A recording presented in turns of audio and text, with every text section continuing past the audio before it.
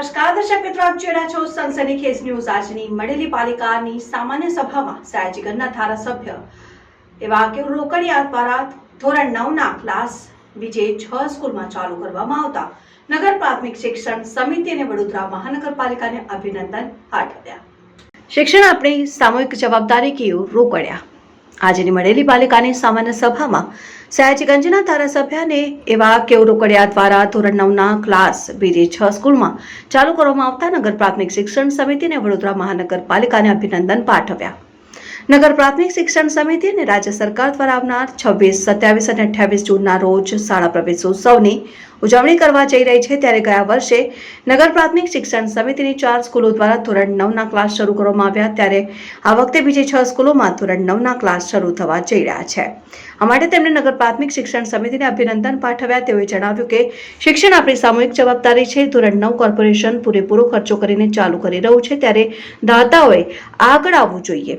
અત્યારે પણ અમારા કાઉન્સિલરોના માધ્યમથી સ્કૂલોમાં જરૂરિયાત મુજબ બુટ આરો સિસ્ટમ, પેવર બ્લોકની સુવિધા કરવામાં આવી રહી છે। આમ છતાં જે સ્કૂલ બાકી રહી જતી હોય ત્યાં પણ ફોડવાડીમાંથી, કોટામાંથી અને ધારાસભ્યની ગ્રાન્ટમાંથી પણ આવા કામો કરવા જોઈએ તેવું કાઉન્સિલરોએ એને અનુરોધ કર્યો છે।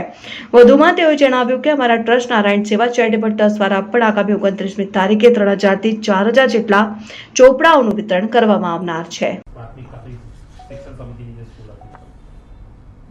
નગર પ્રાથમિક શિક્ષણ સમિતિ દ્વારા અને રાજ્ય સરકાર દ્વારા તારીખ 26, 27, 28 જૂનના રોજ જ્યારે શાળા પ્રવેશ મહોત્સવ થઈ રહ્યો છે, ત્યારે નગર પ્રાથમિક શિક્ષણ સમિતિ અને વડોદરા મહાનગરપાલિકાને અભિનંદન એટલે આપવા પડે કે ગયા વખતે 4 સ્કૂલ 9મું ધોરણ શરૂ કરી હતી। આ વર્ષે બીજા 6 ધોરણ એટલે બીજી 6 સ્કૂલ 9મું ધોરણ શરૂ કરી રહ્યા છે, માટે કોર્પોરેશનની નગર પ્રાથમિક શિક્ષણ સમિતિને અભિનંદન આપ્યા હતા।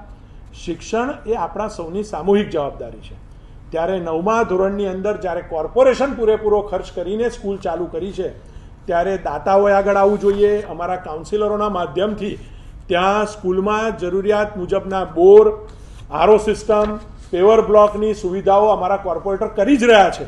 આમ છતાં પણ જે સ્કૂલમાં બાકી હોય એ ફોડવારી કોટામાંથી, ધારાસભ્યોની ગ્રાન્ટમાંથી કરવા જોઈએ, આવું મેં કાઉન્સિલરશ્રીઓને જાગૃત બનીને કરવા માટે અનુરોધ કર્યો હતો। અને બીજા દાતાઓના માધ્યમથી નોટબુક, ચોપડા વિતરણ જે કંઈ કરવું પડે, અમારું પણ ટ્રસ્ટ આ વર્ષે 29 તારીખે ચોપડા વિતરણ કરી રહ્યું છે, તો આવી રીતે દાતાઓને આગળ લાવીને શિક્ષણ સાથે જોડવા જોઈએ, આવો મેં અનુરોધ કર્યો। નોટબુકનું વિતરણ પણ કરવાના છો?